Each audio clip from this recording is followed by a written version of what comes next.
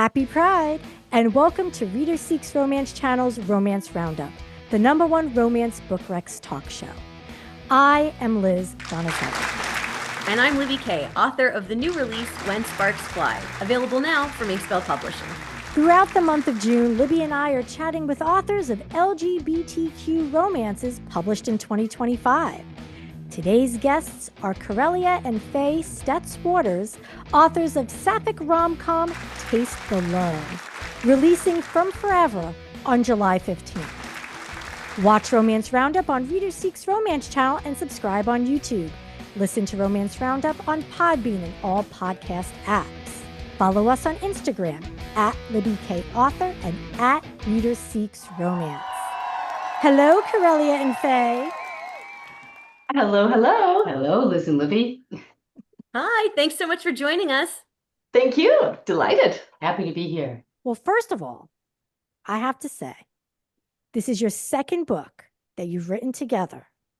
And I'm impressed that the two of you are talking to us from one camera, not separate rooms, not from separate abodes. So it means that you still are able to work successfully together. Yep. Still a joy to work with her. Yes, indeed. Awesome.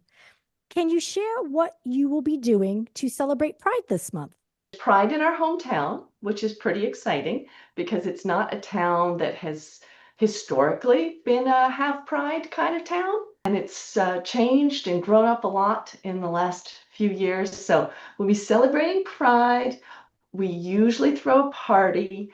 We have a friend who's throwing a Pride party that's like a camp out in her backyard overnight. And Faye says she's going to stay overnight. I say that I'm going to pretend like I'm going to stay overnight. And then I'm going to go home at 3 o'clock in the morning when it gets too cold. It's going to be rocking. I'm going to love it. I've got my hammock all ready to go. A hammock? A hammock. Yes. We are a 2-hammock family. I've never even owned one. Someone I knew once put a hammock on their wedding bridal registry, like to get them a hammock. And I said, do people still hammock? And people do still hammock. I've actually never been in a hammock that I could actually not fall out of. We have fallen out of our hammocks on occasion. I'm an expert at getting in a hammock now. You got to straddle the baby. You do. Okay, so you got to straddle and then sit? Straddle it and then like pull out the center where it's wide, where we're wide, and then get in there and then all in, boom, and then pull it around you. And then adjust. And that's when to grow on. Taste the Love. You both teased Taste the Love when we talked with you last year about Second Night Stand. Now that it's come to fruition, I'd love to know more about it. It's a rivals to lovers and also a second chance. So Kia Jackson, who is the best friend from Second Night Stand, had a crush on her culinary art school rival. So they were the best in their class. They were fiercely competitive. She had a huge crush on Sullivan. But except for one kiss on graduation night, nothing came of it. Sullivan was a little oblivious to her. There was enough of an age gap that in school, Kia seemed kind of young for Sullivan, but you know how that shrinks as you get older. So now we have 10 years between us. Kia is the food truck queen. She's got this super flashy food truck. She goes all over America. She's an influencer. She makes these over-the-top dishes. Her signature dish is the turSNICKen, which is a Snickers bar stuffed inside a chicken, stuffed inside a turkey, and then deep fried. Curious. And I made a version. She did. And it was not bad.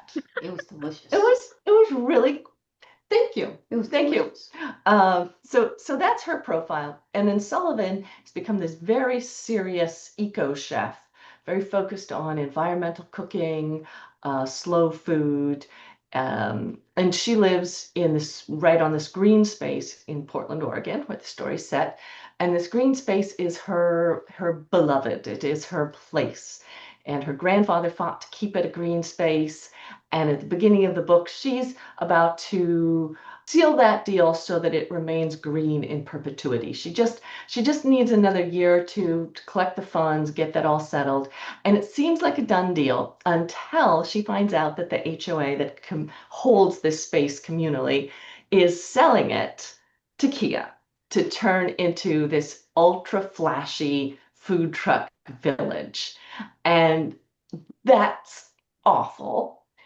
But to make it even worse, because Kia has been bragging about this deal on her channels, a giant food corporation called Mega Eats sweeps in at the beginning of the book and is like, nope, neither of you get it. We're the highest bidder. We are cutting the forest. We're paving it over, and we're putting in a mega food complex with, 5 or 6 different fast food restaurants. The only way for Kia to purchase the land is for her to marry Sullivan, who has a special right to the land because she has lived there. Her family has lived there for generations. But they have to maintain this fake marriage.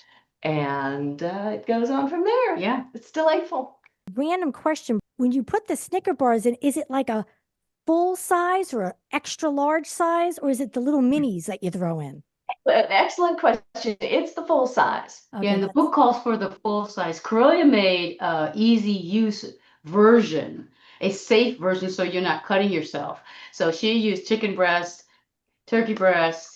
I think you kept the original Snicker bar size to go in. So the first time Faye tried to do it, and she did smashcock. Is that what it is? spatchcock. Spatchcock, Yeah. where you actually break the skeleton. And she got a big old cut Where the bones crack. Yeah, big old cut across this part of my palm. And so I was like, we cannot put that recipe in the book for our readers to get injured. So I modified it to be the turkey breast version. The safe version. The safe version. Oh my God.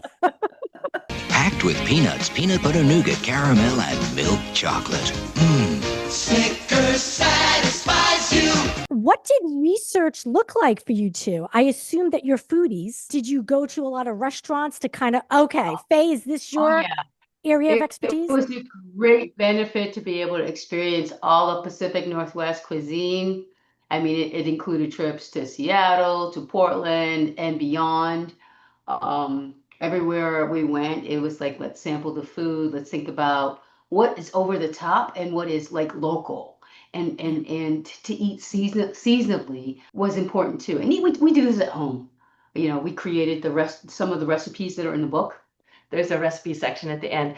And to be fair, I cooked the turSNICKen, but Faye cooked everything else. She's the cook in the family, and she's really, really good at it. She's phenomenally good. It's her passion. It's her hobby. It's more than a hobby. So I did the one over the top recipe, and she designed the recipes and cooked.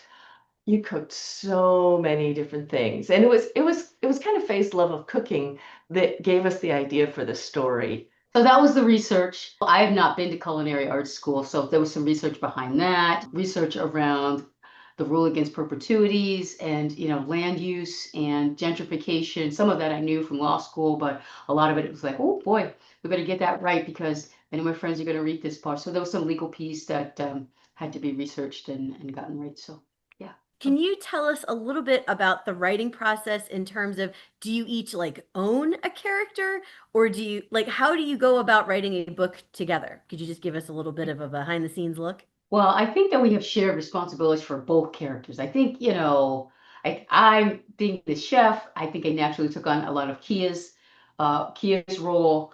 Again, in the drafting part, Karelia's really organized. I have ideas per minute, and we kind of come up with, this is what we agree to. This is the plot we agree to. This is the character sketch. This is where they live. This is what they believe. These are their struggles. And so having that basic, character sketch is important that we agree upon. And so having them act in accord with that, perfect. The things that they do, we agree upon that. And then I get bright ideas. Oh, what if we do this? And then my wife will politely explain that if we do that, it means we have to change this and this and this and this and this. Remember, we agreed to this.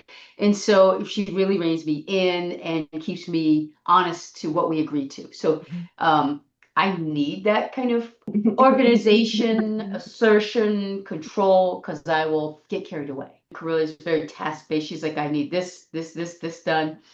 The character needs to go from here to here. I will write a preliminary, draft of what I think works.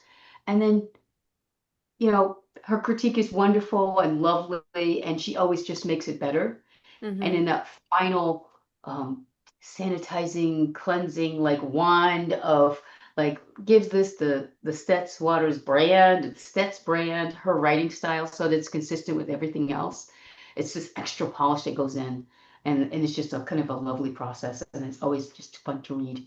It's been really fun working with Faye because she does have a ton of ideas, and I get in a rut pretty easily if I can't see any other options besides the one I've put on the page.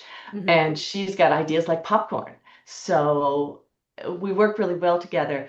As I've said before to you, I often felt bad because I would shoot down idea after idea after idea, but Faye came up with idea after idea after idea. And then at some point, I'd be like, oh my gosh, that totally works. And then we talk about it. And if she agreed that that was the one we wanted to go with, yeah, we went with that one. So it was a lot of fun. People asked if we argued or we fought. Totally didn't fight. It was like playing when you're a kid and you're like, oh, let's pretend this happened. Very much like that. Yeah. Kia and Sullivan feel like family. I mean, we spend a lot of time with them. Just imagine seeing them in the house with us. So, yeah. That's very cool. We do have some writers and aspiring writers who like the show. And so if any of them are thinking about writing with a friend or partner or spouse, do you have any tips that they should think about before they actually start the process of writing? Is there anything that you guys had any, hard no, hard yes when you approach writing a book that people should think about if they want to write with someone else? Well, I'm an English teacher, so it's a dangerous question because I've got so much advice for aspiring writers. And very seriously, I love to work with them. So if any of your viewers are serious about becoming writers and want to chat a little bit more about the industry or craft, they're welcome to email me through my website. Go straight to my personal inbox, and I'd be happy to Zoom with them. But I'll try and keep my advice short, not give the full lecture. I think that it's really important to have shared goals. So we had a goal to publish within a certain deadline, and we had a contract, and we had a genre. If someone is serious about getting published and someone else is just playing around, having fun, that can be a really hard mismatch. And I think it's useful to have someone, I'm not sure this is true for every writing duo, but who gets the final say. You were always so gracious about deferring to me when I said, no, here's why that won't work in the plot. And it would have been fine if you were like, and I always said to Faye, like, if you're serious about this, if you really want this, we can do it. But we would have to change all these other things. And you always accepted that. I think it's important, at least, that people can concede without feeling like they've lost anything. Right. And I learned so much from Karelia. I mean, she's huge. It was just an honor to work with her. And when she's in this room every day doing, her work, plugging away, and just in awe. So I listened. I learned. I mean, she's sharing her expertise with me, and I'm not going to waste her time. And so, I had to, remove, put aside any, arrogance I may have had. It's a very humbling experience to be able to just be in this space where you're working with somebody you trust, somebody you love, and be able to ask, hey, how does this work? Can you kind of walk me through it? And to say I don't know, because I am new at this. So understanding those differences that in the relationship that you're in, the working relationship, are important, and having that trust as a foundation is important, I think. Right. That makes perfect sense. Oh, you guys are just so cute. I can't handle it. I want the two of you to go on the road and have a show like where you just advise, like do workshops, like do like co-authoring workshops, marriage workshops? Like I feel like the two of you are like the model couple. There's no like plot after our meet cute. I met Faye in a bar. I saw her across the crowded room. Literally, I was like, "Ooh, that one's cute." And she came over and talked to me. And at the end of the night, if someone had said, "You can either marry her tonight or never see her again," I think I would have married her. But that only fills like 2 pages of a book. Yeah. On Romance Roundup, we share romance book recs.